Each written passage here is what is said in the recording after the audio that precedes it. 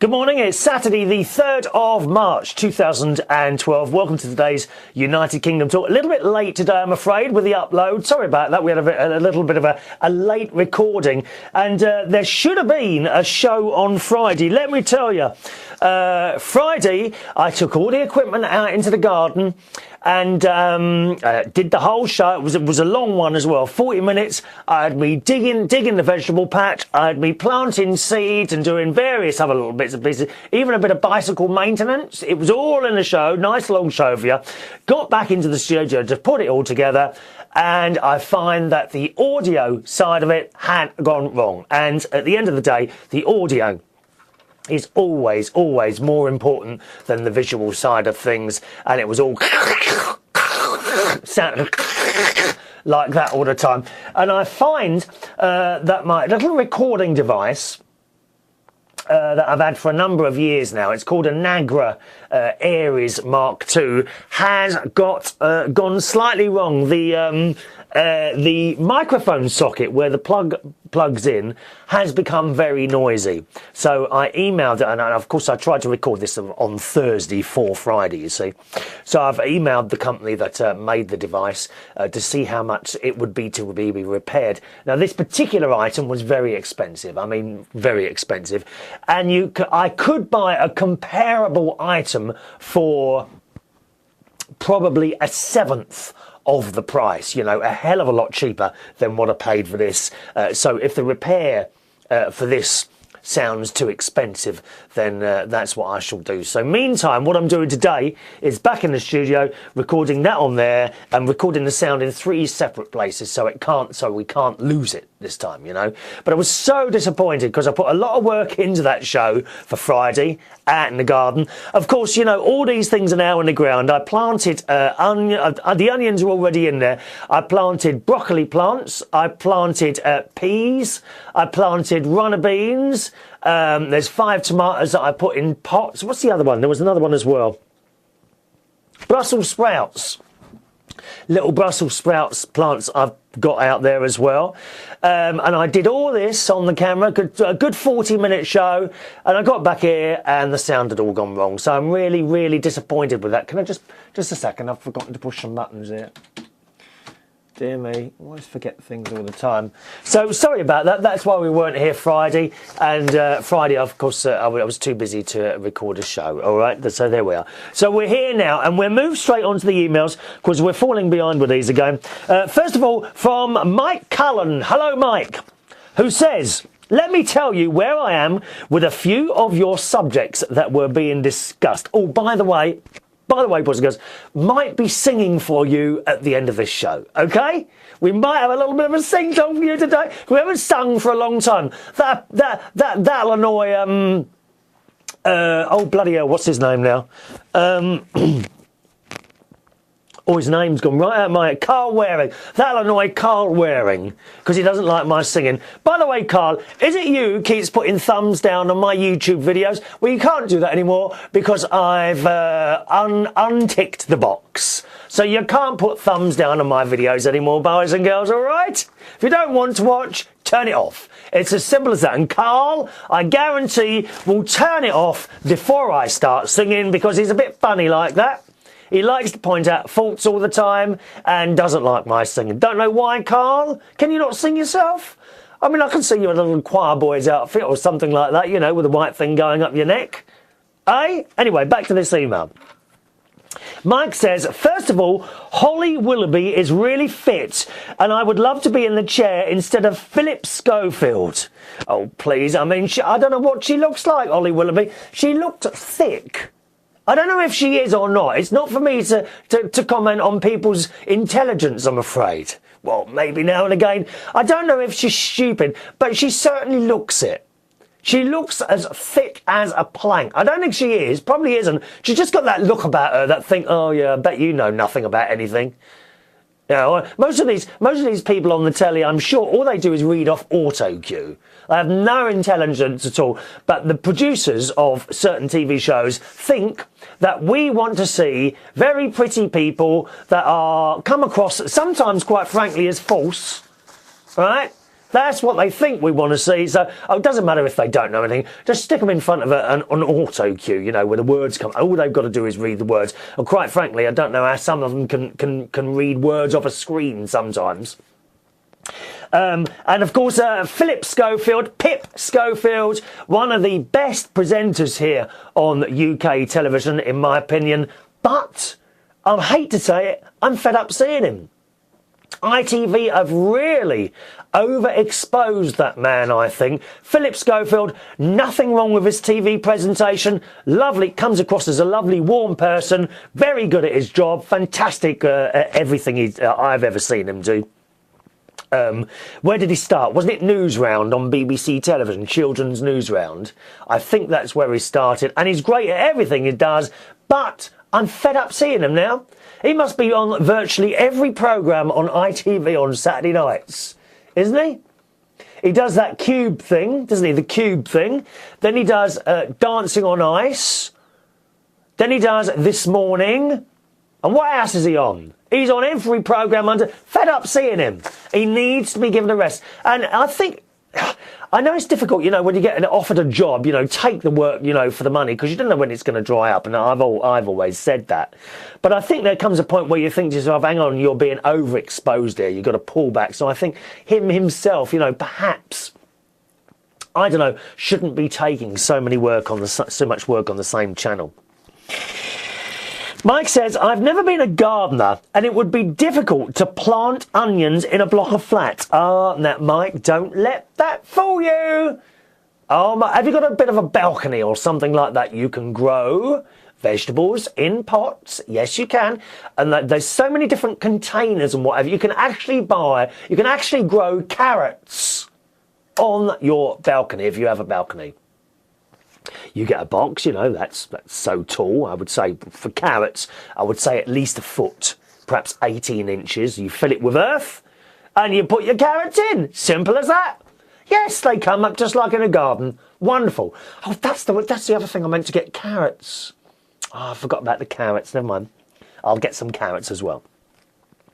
He says, I'm quite shocked you took the joke of being called an old bird from Skinny Minnie on Facebook. How dare he? Yes, exactly. What a bloody cheek.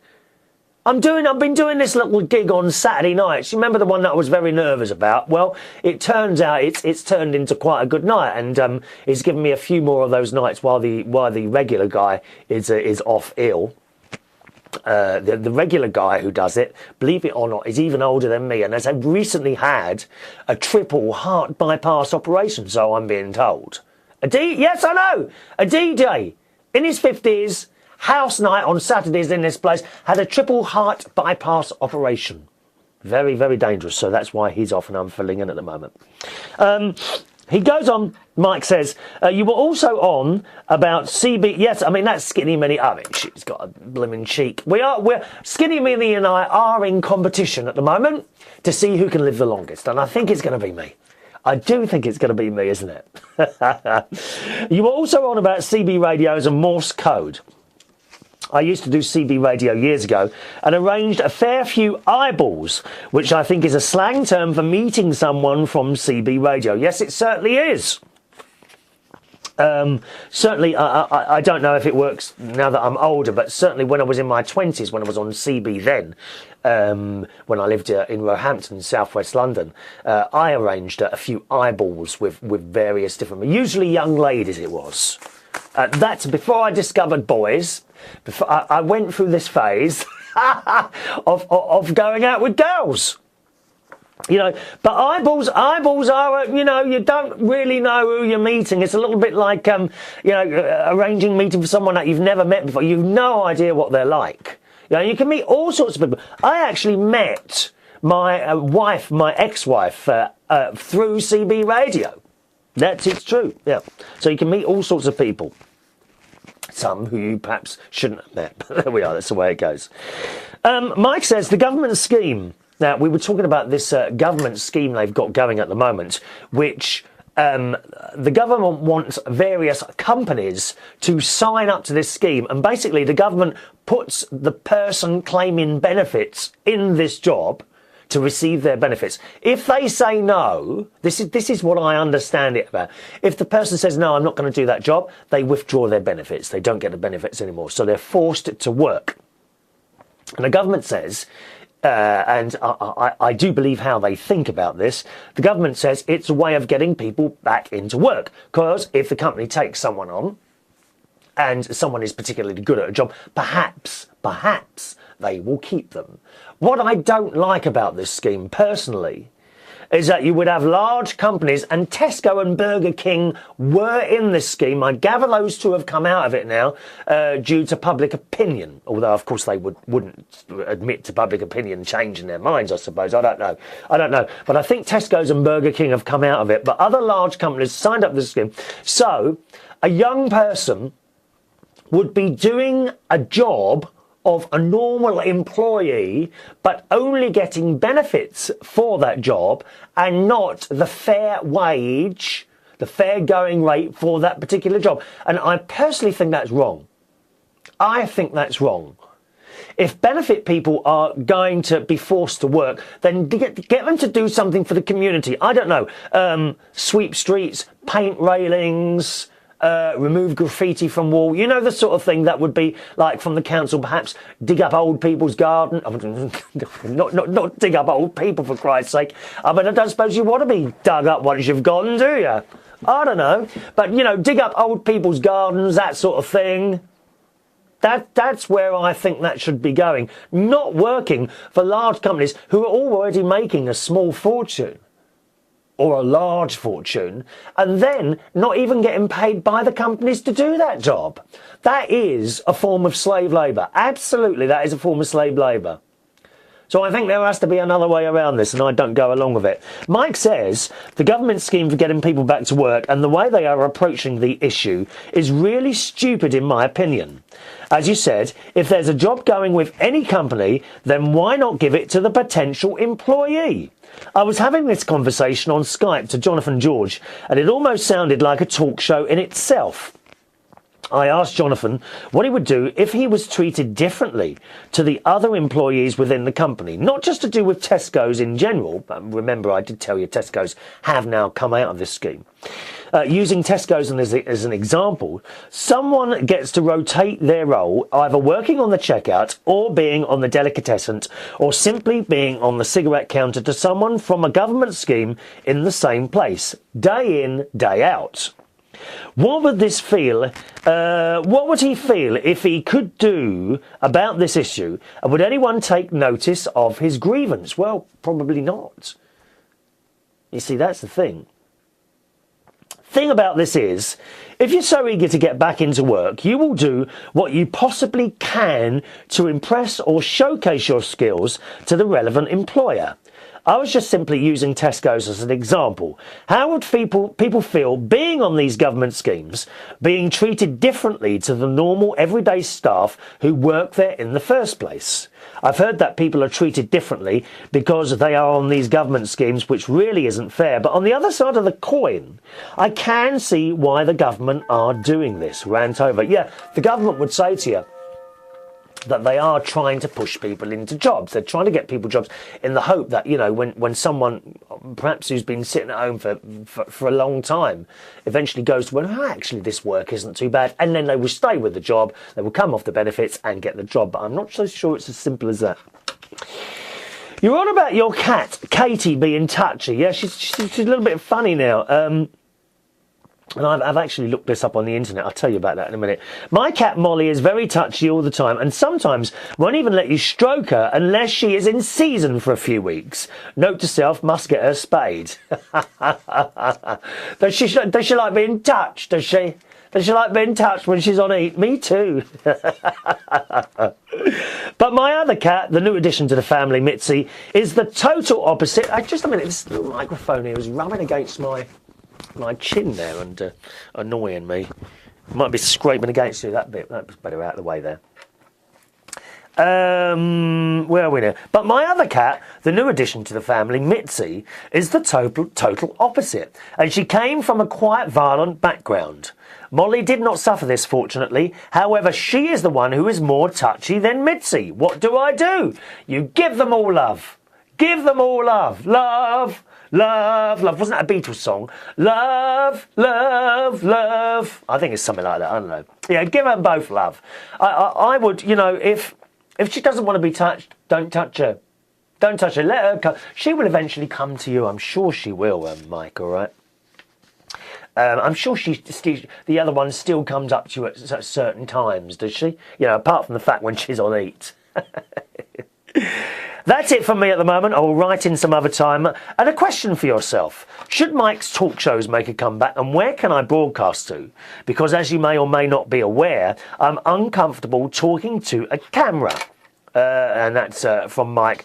Well, Mike, you know, if you're uncomfortable for a camera, don't use a camera. Simple as that. Just make it an audio show.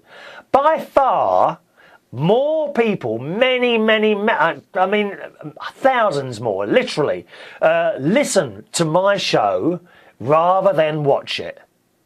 You know, I suppose on the video side of things, I might have 50 or 60 people watch the show, okay, a day, right?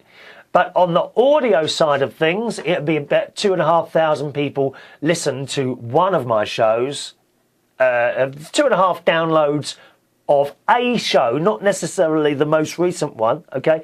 2,500 from the whole catalogue of shows, because they go right the way back to 2005, don't they?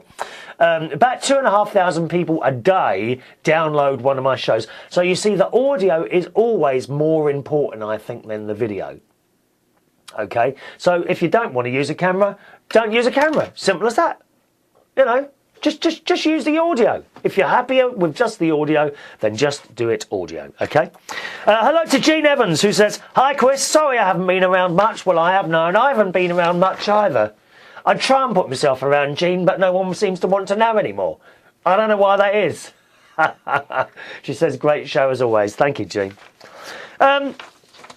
American Cutie Pie speaks on the subject of petrol and the prices. People need to demand alternatives to petrol fuel. Hydro, solar, power and so many other brilliant alternatives depending on gasoline to power automobiles. Well, you know what, American Cutie Pie?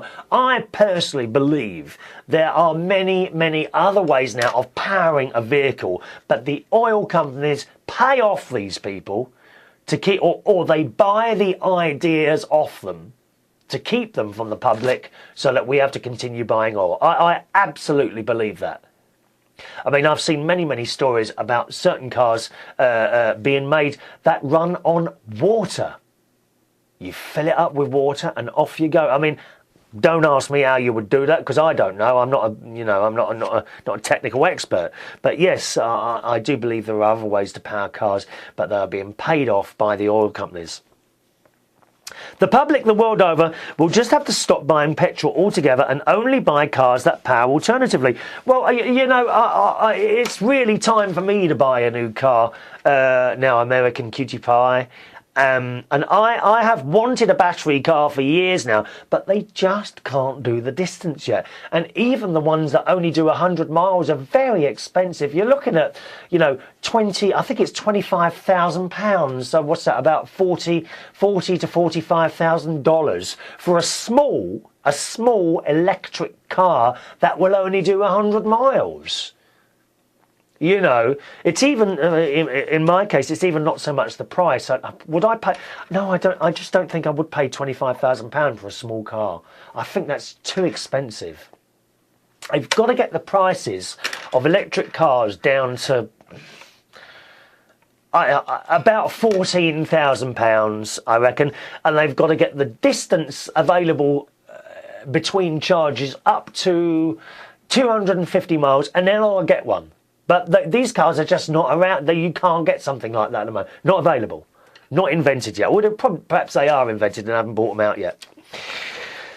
She says, petrol companies would go out of business. No customers buying, no more business for them. The greedy sobs. Yeah, but that will never happen, will it? You know, even if, and I hate to say this, even if petrol went up to £10 a litre, people would still buy it. We still have to get around. And people like me who travel around at night all the time, you know, we're a little bit stuck. So Thanks for that email. And she also writes on the subject of the government scheme that we were just talking about. Can't put nothing past these big business corporations, can we? If there is a fair wage for the work being completed, then workfare instead of welfare can be a very positive thing for all concerned, businesses and employees, those on financial assistance programs and the public. But too many of the big businesses and corporations are manipulating things behind the scenes in the US and the UK to get away with everything from fraud, tax evasion and not paying people their fair wages. What next? Back to slavery? Well, I think we're close to that, aren't we? Aren't we close to that? Slavery on some of these jobs? Anyway, there we are. Now, I did promise you, and I shall do this for you today. I'm going to sing for you today, boys and girls, because I haven't done any singing for a long time. And the reason I am singing is because we've had some Eurovision news, boys and girls. Yes, we've had some Eurovision news. And that is the UK, the BBC, gets down on one knee, gets up again. The BBC have, in their wisdom, selected the singer to represent the UK in this year's Eurovision Song Contest. And so who is it? Is it a big pop band like JLS? Someone modern? Someone that everyone knows that's in the charts at the moment? Someone, perhaps, who's been around for 10 years? No, it's not. It's someone who is 75 years old, boys and girls. His name, you will probably know, Engelbert Humperdinck, will be the oldest person ever to represent a country at the Eurovision Song Contest. What are your thoughts on this? Now, this man was hugely popular in the 60s and I think early 70s as well. You know, he is world renowned, known all across the world. I would even go as far as saying this man is or was or is, I don't know which one now, bigger than Cliff Richard, who represented us many, many years ago as well. So I don't know what your thoughts are. I don't actually know what my thoughts are on it. On one hand, this man will have the experience. He could go on any stage, anywhere, and entertain. He will not be nervous in front of these millions of people, or indeed the huge concert hall where the show will be staged. However, I'm really not sure how people are going to take this. Now, the man had huge hits with Release Me, and Let Me Know, Go Again, or something like that. And Please Release Me, Let Me Go. That's the song. Please release me, let me go, for I don't love you anymore. And he did Green, Green Grass of Home. I think he did that one. And another song he did was Last Waltz. Okay, which I'm going to sing for you now, boys and girls. I'm going to have a little bit of a sing. The words are on the screen next to me there. So if I look over now and again, you'll understand why. Here we go. Singing for you today, The Last Waltz. All right?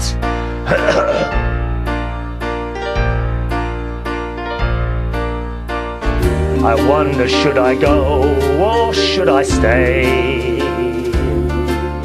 The band had only one more song to play. And then I saw you at the corner of my eye, a little girl alone and oh so shy. I had the last waltz with you, two lonely people together. I fell in love with you.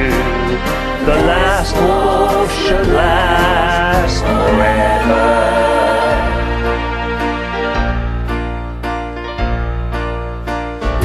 But the love we had was going strong. Through the good, the bad, we'd get along.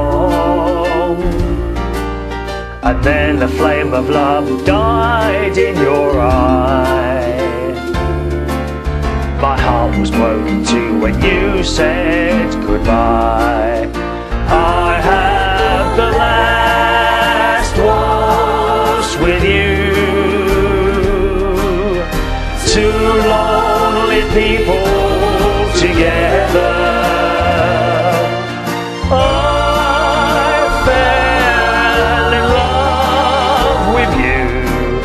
The last waltz should last forever. It's all over now, nothing more to say, just my tears and the orchestra playing. La la la la la la la la la. La la la la la la la la la.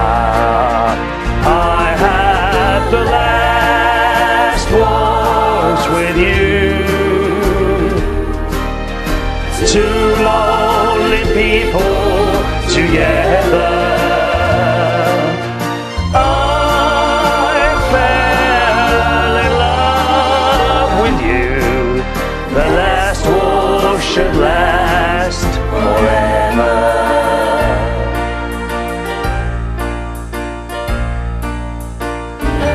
La la la la la la la la la. There we are.